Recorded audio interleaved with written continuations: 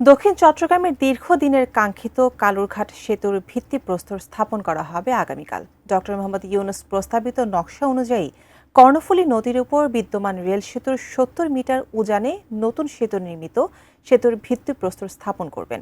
মূল সেতুর দৈর্ঘ্য ৭০০ মিটার, পানি থেকে সেতুর উচ্চতা ১২.২ মিটার। কালুঘাট সেতু থেকে বিস্তারিত জানিয়েছেন সহকর্মী মনজুরুল ইসলাম পারভেজ।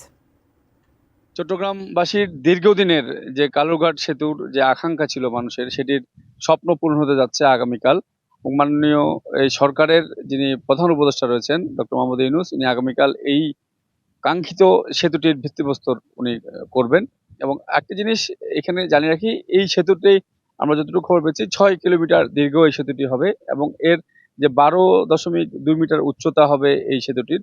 আর এটি ৪ লেন বিশিষ্ট হবে, অর্থাৎ এটিতে এক পাশে ট্রেন চলবে আর অন্য দুই পাশে সেটি বাস, ট্রাক সহ অন্যান্য যানবাহন চলবে। প্রায় সেতুতে আমরা এখানকার যিনি পিডি রয়েছেন, প্রকল্প পরিচালক, ওনার সাথে কথা বলেছি। উনি যেমন জানিয়েছেন যে সেতুতে যে গাড়িগুলো চলবে প্রায় ১৫,০০০ গাড়ি এখানে চলাফেরা করবে বলে আমাদেরকে জানানো হয়েছে।